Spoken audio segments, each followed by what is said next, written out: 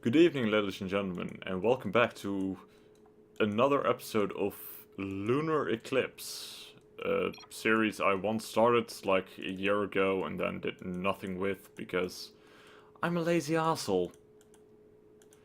But, for sake of, me being a productive little worker, I want to try to get more content to my YouTube channel and maybe do this like once a week. Get one of these episodes out. And in Lunar Eclipse, I'm just gonna take a game I played on ladder in that week and kind of analyze it. See what happened, see what went wrong, see what went right, and try and learn from it. That's the point. So here, in the top right, is me, myself, the inglorious, well, thing that is my existence, against my opponents, who's going with a gas before hatchery, which is an interesting thing that I'd like to bring up the implications of and possibilities of. It is progression. And yeah, that gas before the hatchery, I have seen this used in some builds where they go for a somewhat quicker speedling, baneling aggression. But that does not seem to be the case in this game, so I'm not certain what the idea behind this is quite yet. On the other hand, it's, similarly timed pools. His is slightly earlier, similarly timed hatcheries, similar gas count. He's already on 100, but in the end it doesn't really matter because our speed is at the exact same time. He gets his queen a bit later, so he has gets a couple more workers out. I get an extra pair of zerglings. One pair to scout around, one pair to annoy scouts coming my way. And so far so standard. My opponent is now getting mailing nest and I am not. And the reason for that is I very early on saw where my opponent was, so with my overlord I can like scout around, see what is up to, see his unit paths. So I can kind of keep him honest. In those cases, it might be preferable not to go for a baneling nest. For instance, in this case, I see his baneling nest is at the front. Usually an indicator of it being a more defensive oriented baneling nest. He doesn't mind me knowing. So I skip the baneling nest. In lower leagues, I would suggest just getting the baneling nest anyway. It's a really safe thing to do. And in those leagues, safety is important. You don't want to get caught off guard by something silly.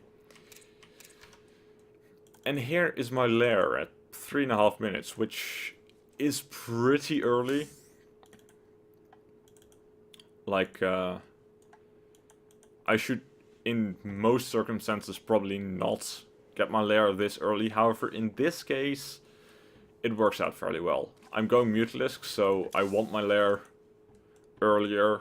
Usually in games I get it at around 4 minutes. Now I got it 30 seconds earlier, and that works well. Since he's going for Ferocious, and you don't want to be caught with your Spire still down, and while Ferocious are streaming into your base. So that's gonna work out well. I'm getting my own third. My opponent did go for his third much earlier. He went for a pretty greedy third. And otherwise, yeah, fairly similar things. I'm going for Zergling upgrades, the melee upgrades. To probably should have gone for Carapace before melee weapons. But I'm getting them both anyway, so it doesn't matter too much. Carapace just to keep them a bit, make them a bit sturdier In case roaches come, let them take somewhat more hits, so to speak, from fellow Zerglings. Here, saving this Overlord, I do spend a bunch of links doing that, but I hate being supply blocked. I get supply blocked far too often to lose an Overlord there. And here comes Spire. It's 20 seconds away from finishing. My opponent just started his +1 missile attack at the 3rd. For some reason. I'm honestly not sure why the Evo Chamber is over here, but no. Spread out your attack. Make sure you don't lose everything when you lose your natural. I'm guessing that is the idea behind it. And here comes oh, bit of scouting around with links. This he does very well. He keeps track of the of most of my exit paths with these links. I have a few of my own links, checking his 3rd, seeing how many workers there are, and his worker supply, if you look at it, it has fallen behind for a reason I'm not quite certain of. Possibly he just forgot, because he's not supply blocks, as I am at this point. And he's not lacking in larva or money to build the workers. So that's something that could be improved upon. And now here comes a bit of a move out. Oh, bunch of banelings, quite a lot of Ravagers, some Roaches. I'm immune to spot these. In many cases, especially when it's just Roaches, the Roach player would say, fuck it, I'm going, and I'm gonna just do as much damage as I can. Put a bunch of Roaches in here, split a few Roaches off to the main and the 3rd, and then just kill workers. Because the likelihood of all those Roaches dying is massive. He's pulling back, I'm guessing because he has Ravagers. I'm not quite certain how I feel about that choice. I'm thinking, yeah, at least try to get something more out of that. Corrosive Biles can still do a massive crap ton of damage to mineral lines. But Ravagers are expensive units, so it gets them out of there. In the meantime, 11 Spore Crawlers have been created. So my Mutalisks aren't really gonna do much damage. They're gonna get the occasional pick off, an Overlord here or there, strewn across the map in slightly unsafe locations, but they're not gonna fly on top of a mineral line and get like 12 workers. That's not gonna happen in this game. Which it's a very safe play, getting this many Spore Crawlers, but it just costs a lot. It's also 11 workers that he invested in creating those structures. Behind this comes my Roach Hydra transition, which is often a difficult transition to pull off, because you have a fairly large window where you are behind in your ground army so much. And you really need your Mutalisks to keep your opponent on the back foot. And prevent him from moving out and rolling over that small army that you have. Right now, my army supply has caught up, and I had gone for the double upgrades before. He's gone for the 1 upgrade, so that works out well for me. In most other scenarios, if, say, my opponent had 2 Evo Chambers and was playing more aggressively, it could very well have been that as it was transitioning, he would just move out and walk all over my ground army. That's a very, very dangerous situation to be in. But my army now has increased. My opponent has gone for Infestors.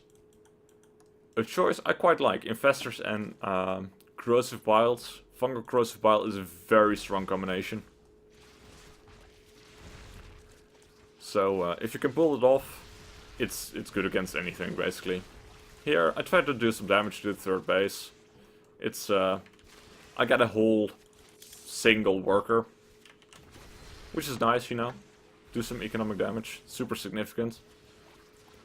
But no, on the other side, he's you know, gets a few good fungals, good pickoffs, but he does lose his infestors, and that kind of is the reason I don't play infestors that much, because that always happens to me as well. I just do a fungal and then lose all of my infestors, which is not very nice. But here it goes for a counterattack. I spot it with my Overlord, and I'm thinking, you know, I have these mutas. I want to do something with these mutas. Can I use this to do some damage? I can't go into the main base. There's spore crawlers everywhere. I can't really engage directly because Hydra's just absolutely wreck it. So what I'm thinking is, alright, put it here in the supply line. Just kill the reinforcements, and that did a surprising amount of damage.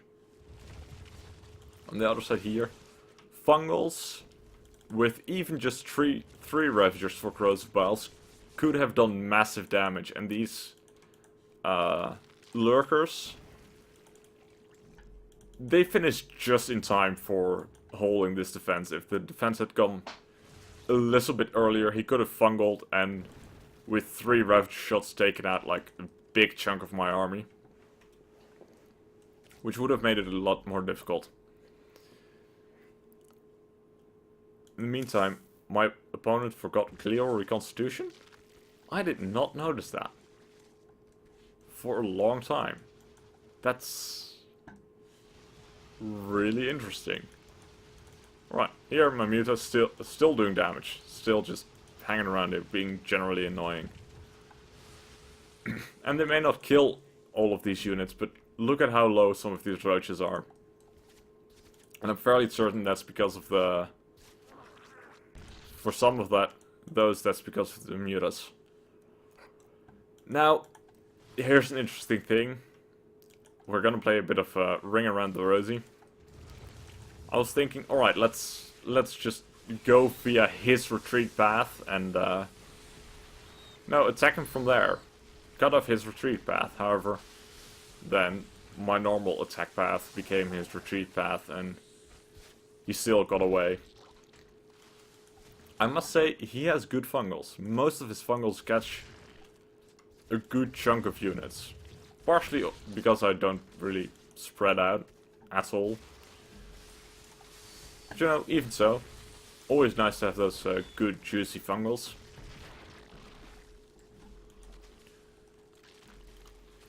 And here I'm thinking, alright, we've been playing Roach Hydra versus Roach Hydra.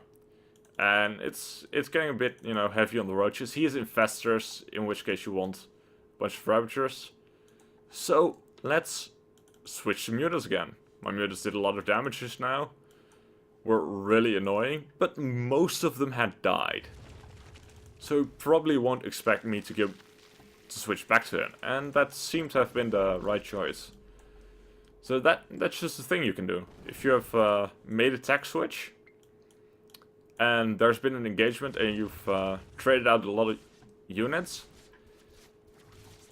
you may want to, you know, check what your opponent is doing with his remax, but you might just want to, you know, switch back again. I started out with mutas, now I'm coming back to mutalisks.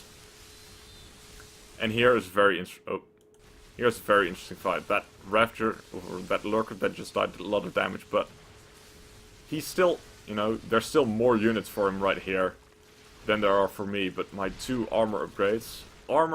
Look, armor is the best of units. Armor, or just upgrades in general. Upgrades are your best friends. Like, they are freaking amazing. If I did not have upgrades, my ground forces would have been killed there. Still, my mutalisks would clean up big time. Only now more Hydras are coming out. If you look at units on the field right now, no Hydras whatsoever, and that's the that's the scary thing, because it had been going more and more towards roaches. Also, what I'd been building had gone more and more towards roaches, so that mutant switch was really powerful. And now, if this happens and you have if a Zerg player has just a bunch of mutas in their mining base, this kind of becomes their last resort option. Just move out the units, hope to do equal, if not greater damage than the mutas do to them. But this works better when there's not a...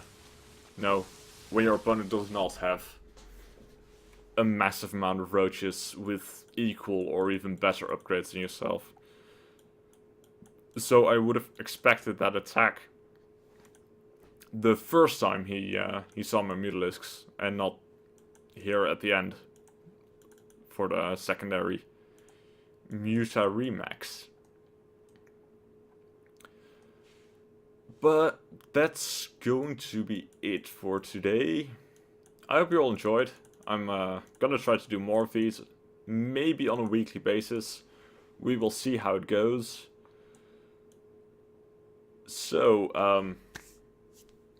tell me what else you would like to see. Maybe I could do casts of games that are, that I find around. Games from people from the clan. Could be fun to do. And until next time, I do want to try to find a game that I play in the near future where that big roach attack does happen when they see my Mutalisks. It's always good to have that comparison. And until next time, good night.